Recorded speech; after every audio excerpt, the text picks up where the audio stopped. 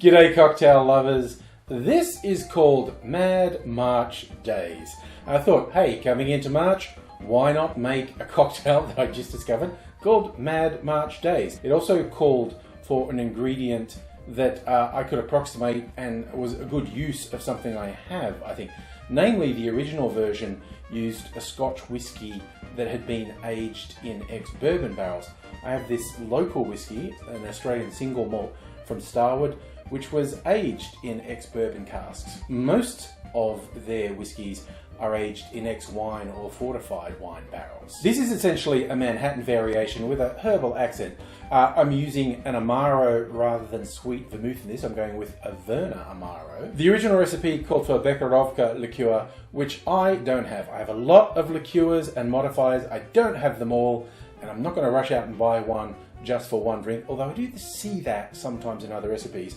But I looked up the flavor profile of it's very herbal, listed all these flavors. I thought, you know what, I'm going to improvise. I'm going to do a split of green chartreuse, and this is a slightly unusual one. This is a cinnamon liqueur, kind of in the amaro phase. So I think these different herbal profiles are going to go well with everything else. I thought it sounded interesting, but I don't know if I like it because I haven't tasted it yet. So let's give it a quick taste. And it's exactly what you would expect if you've ever had a black Manhattan.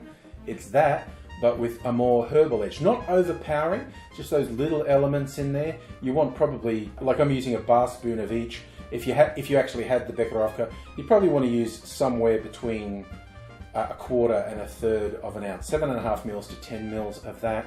Like I said, I improvised, and I'll show you exactly how that improvisation goes. We make it like this. In a mixing glass, put 60 mils or 2 ounces of the whiskey of your choice, then 3/4 of an ounce or 22.5 mils of the amaro. Now I'm making it with 5 mils of the cinnamon liqueur and 5 mils or around a bar spoon of green chartreuse. Add ice to the glass, stir that for 20 to 25 seconds to chill and dilute the drink.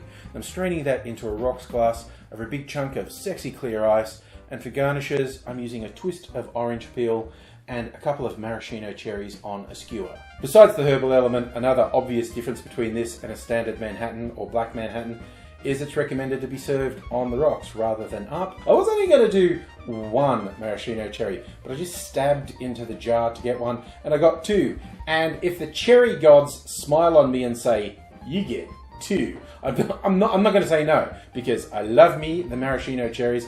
I'm going to sit down and enjoy this. I hope you're enjoying yourself wherever you are, and I hope you come back and see me for some more cocktail ideas. But until I do see you again, I'll say cheers.